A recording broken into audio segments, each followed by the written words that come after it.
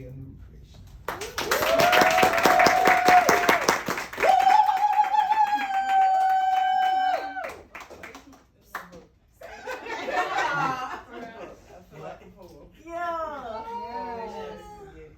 I'm gonna actually read it too. Now you have to stand behind everybody in the book. So that everybody. I know, right? How y'all doing? Good. Sorry. I think too much. I'm not even gonna lie. I think way too much. I think about everything I'm supposed to say before the poem and everything. I'm like, shut the fuck up. Come on. I was inspired by Mr. our friend, Mr. Mendez George. Yeah. When I was thinking of this set, I saw him at Black Light. He was a feature a couple of weeks ago, and it's like he was telling the story. And I have a film background. I went to school for cinema, television. Screenwriting is my love. Writing is my love. And so I believe all of us have a story to tell. You know, we go from a tragedy, then we hit that climax to a resolution, and we're still developing that resolution. And so I just want to tell a story through poetry. Let's go. I laugh to cover up the anguish, while your presumption of me is actually an opposition of the reality. I am a figment of your imagination, one sculpted and molded out of my observation to fit in with your expectations. But don't be surprised by this revelation when in fact it has been said that a frown is simply a smile turned upside down. Though in my circumstance, I prefer that you not turn it around. Have you considered this? The idea of the disposition of the person you know has an... Have you ever considered this? The disposition of the character you've come to know may be an illusion I've created to blind you from the hurt and hostility of a bitter past I failed to let go. Can you even imagine your present form as a building and live within your walls as a child who cries himself to sleep? Fantasizes of being someone other than themselves due to wounds laid deep? Well, this is the lie that I have lived to please you. I'm a single shell of one person, but on the inside, I'm divided into multiples of two. Happiness is the mask I wear to hide away my tears, so that you won't consider me weak, witnessing all of my frailties and fears. Yet, in fact, I am a person who has been broken not in half, but in many pieces tied to souls scattered in the distance. And you dare to question the origin of my resentment. You see, I search within myself for a smile that is genuine, and not simply this false, deceptive replication of me, but who am I? Because I don't know. Or am I just merely a castaway at sea? See, somewhere, my identity, it got lost in your impressions. And forgive me, because it was never my intention to encourage your misperceptions, but I did to please you. But I did so that you would not leave me, yet still you did leave me crying, bruised and bleeding, because what I thought was love was truly misleading. And now I recognize I can't afford for this masquerade to last. But in order for me to receive my deliverance, my freedom, I must expose the reality behind the mask.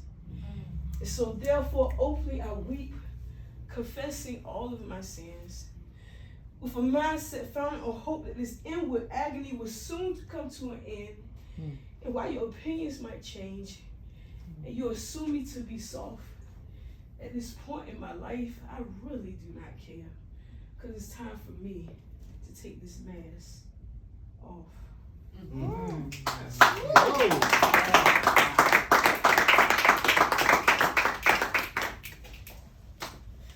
He touched me. He touched me. And all the pain Something happened, and now I know he touched me. He made me hopeless. I wish it was just a dream, but oh, he touched me. My daddy lay next to me. He fondled me like I was his wife on honeymoon night. And I can clearly remember the moment that misdirected my life. My mind was fragile with the imagination of youth. I used to create these fantasy worlds, once made of princesses and unicorns, but now they're blackened with the magic of sex sorcerers and dark horses that exude their masculinity against my innocence. And in a sense, I became accustomed to being stolen. The child I once was is now broken. I'm choking on the semen from the seat of men who entered my gates that were made to bear fruit. I'm spoiled. Salt and residue of nastiness. I feel meaningless. Am I even equal to the worth of the worthless? My inner parts have been torn, ripped into fragments of nothingness, but can you see that I'm crying out? Is there anyone listening to the sounds that echo out of my internal pits of hell? For I did not willingly bow, but I was pushed down to my knees before Baal. My body became this packaged product for pleasure. But no one ever told me that I was better. What were the voices to affirm that I was a treasure? Oh yeah, my bad, I forget. Because you told me just enough to come inside, while your intentions were only to selfishly reside in the place of my daddy, my uncle, my brother, my cousin. They tied their souls to mine. Come on. And so here we lie together, making music, though not sweet, with some angelic melody of intimacy. But I'm just wishing that you would get up off of me, John. Or maybe it's 1 John or 2 John. Honestly, I lost count the multiple Johns. I'm numb. And it's not from having too much fun. Because it was forced labor. Repeatedly being raped by my neighbor who plays this role of a good father and spouse. Though I know it's the image of me you see when you get aroused, and I hate your smile.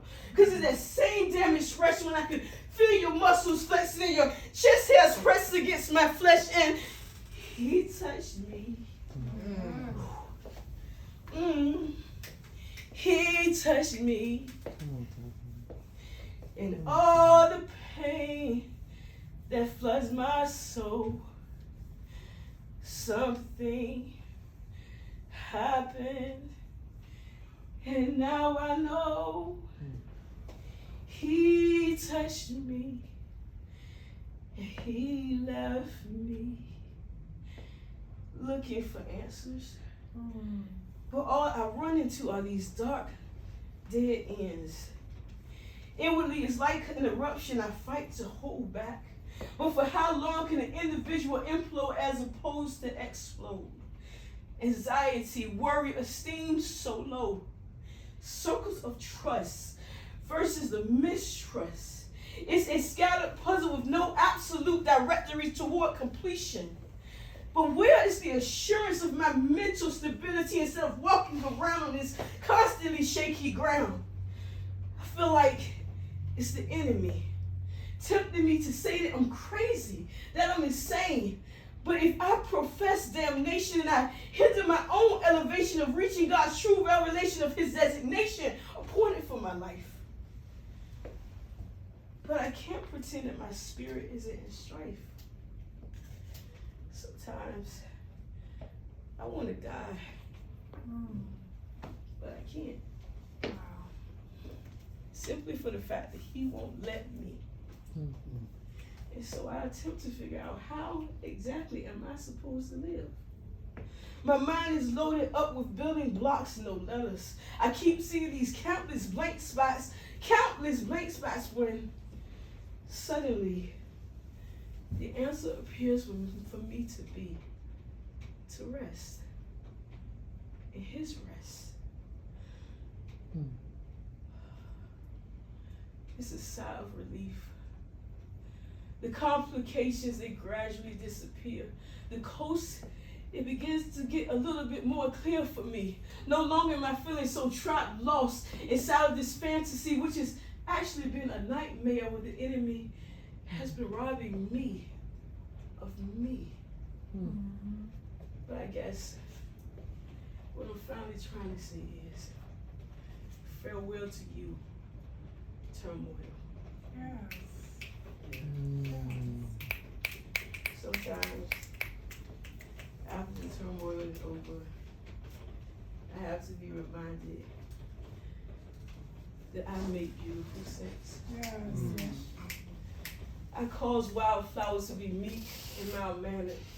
They bow down to my very presence. Title me an unexplained wonder.